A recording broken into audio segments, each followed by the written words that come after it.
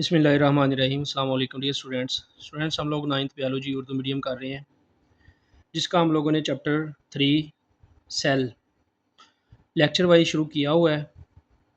तो आज का ये लेक्चर हम राइबोसोम से शुरू करेंगे।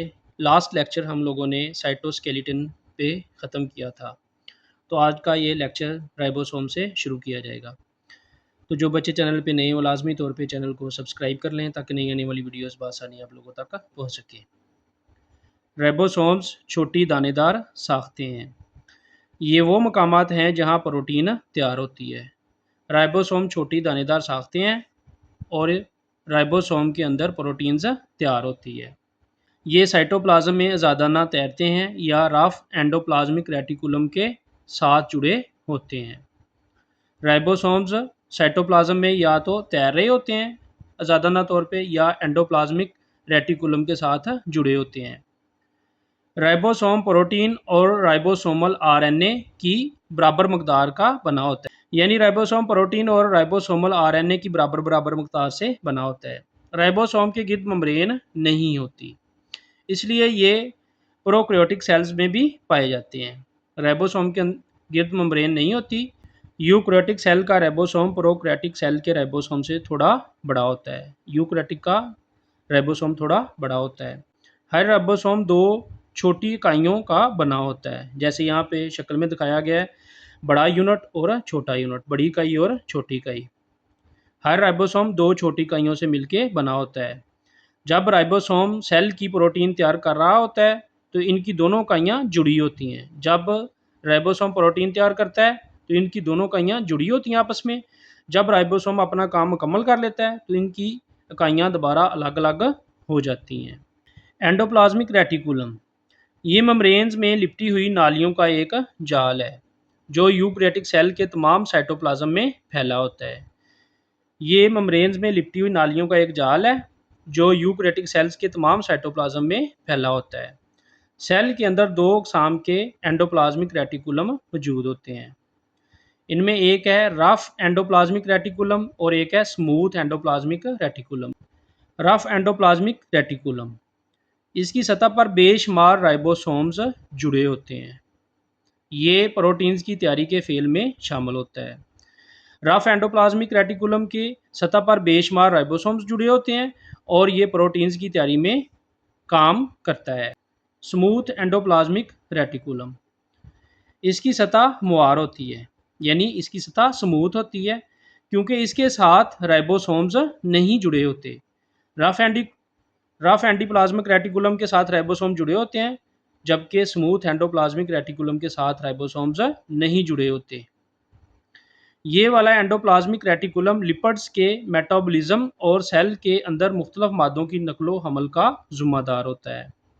ये सेल में दाखिल होने वाले जहरीले मादों का जहरीला असर ख़त्म करने का काम करता है। इसके दो काम होते हैं यहाँ पे।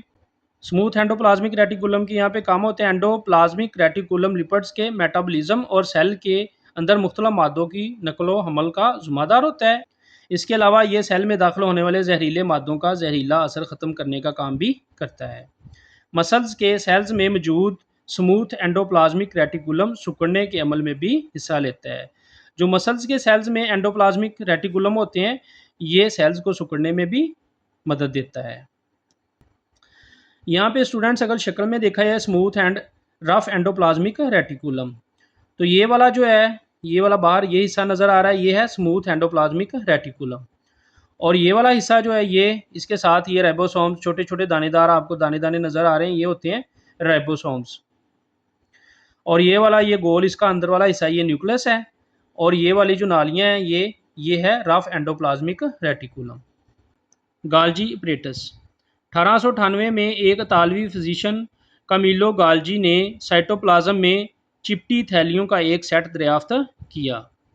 यह आप लोगों ने लाजमी तौर पे ज़हन में रखना है। 1898 में गाल्जी अपरेटस दरियाफ्त हुआ था। किसने किया था? इतालवी फिजिशियन कामिलो गाल्जी ने साइटोप्लाज्म में चिपटी थैलियों का एक सेट दरियाफ्त किया। ये चिपटी थैलियाँ सिस्टर्नी कहलाती हैं।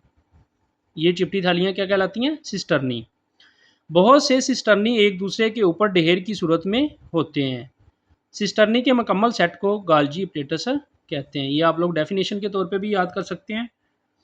बहुत से सिस्टर्नी एक दूसरे के ऊपर ढेर की सूरत में होते हैं। सिस्टर्नी के मुकम्मल सेट को गाल्जी प्लेटस कहते हैं।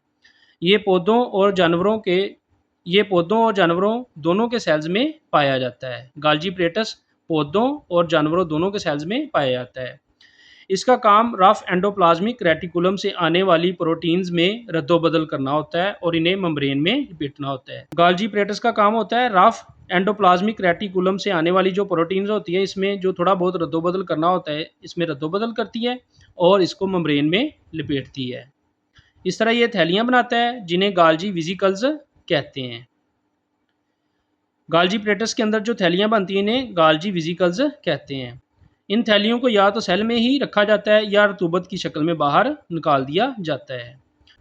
तो ये स्टूडेंट्स गाल्जी प्लेटस की डायग्राम दिखाई गई यहाँ पे प्रोडक्ट सेल के अंदर इस्तेमाल के लिए। ये सिस्टर्नी है, ये एक दूसरे के ऊपर ढेर की शक्ल में पड़ी हुई हैं। आगे ये रफ एंडोप्लाज्मिक रेटिकुलम से आने वाले मालिक्यूल्स, ये वाला और ये वाला, ये जो बाहर शो किए हुए ये रफ एंडोप्लाज्मिक रेटिकुलम से आने वाले मालिक्यूल्स हैं। और ये वाला ये वाले मालिक्यूल जो हैं ये प्रोडक्ट सेल से बाहर रतूबत के लिए, यानी प्रोडक्ट सेल से बाहर खारिज करने के लिए रतूबत के तौर पे। इस लेक्चर का लास्ट टॉपिक है लाइसोसोम। लाइसोसोम को बेल्जियम के साइंसदान क्रिश्चियन रेनी डी ड्यूव ने दरियाफ्त किया था। लाइसोसोम को बेल्जियम के साइंसदान ने दरियाफ्त किया था। इसका नाम था क्रिश्चियन रेनी डी ड्यूव। ये मेम्ब्रेन में लिपटी छोटी थैलियाँ हैं जिनके अंदर हजम करने वाले यानी डाइजेस्टिव एंजाइम्स होते हैं। लाइसोसोम्स छोटी थैलियाँ होती हैं, इनके अंदर हजम करने वाले डाइजेस्टिव एंजाइम्स होते हैं। लाइसोसोम बुनियादी तौर पर जानवर के सेल में होते हैं। ये गाल्जी प्लेटस से बर्ड्स की शक्ल में बनते हैं। ये जानवर के सेल के अंदर होते हैं और गाल्जी प्लेटस में बर्ड्स की शक्ल में ये बनते हैं। सेल फूड वैक्यूल की शक्ल में खुराक को निकलता है। सेल फूड वैक्यूल की शक्ल में खुराक को निकलता है। लाइसोसोम इस फूड वैक्यूल के साथ जिम हो जाती है, यानी लाइसोसोम फूड वैक्यूल के साथ मिल जाती है। लाइसोसोम के एंजाइम्स फूड वैक्यूल में मौजूद खुराक को तोड़ देते हैं। लाइसोसोम में सेल के बेकार मादों को तोड़ने वाले एंजाइम्स भी होते हैं। लाइसोसोम के अंदर सेल्स के बेकार मादों को तोड़ने वाले एंजाइम्स भी होते हैं। लाइसोसोम ख़राब ऑर्गेनेल्स को भी निगल कर तोड़ देते हैं। इस तरह वो जिस्म के मुताफ़ती निज़ाम में किरदार अदा करते हैं। लाइसोसोम इन मालिक्यूल्स को भी ज़ख़ीरा कर लेते हैं जिन्हें बाद में इस्तेमाल करना होता है। तो ये था स्टूडेंट्स हमारे आज के लेक्चर का लास्ट टॉपिक लाइसोसोम। इंशाल्लाह आने वाली वीडियो को हम लोग माइटोकॉन्ड्रिया से शुरू करेंगे। तो जो बच्चे चैनल पे नए हैं वो लाजमी तौर पे चैनल को सब्सक्राइब कर लें ताकि नई आने वाली वीडियोस बआसानी आप लोगों तक पहुंच सके। वीडियो वॉच करने का बहुत शुक्रिया। अस्सलाम वालेकुम।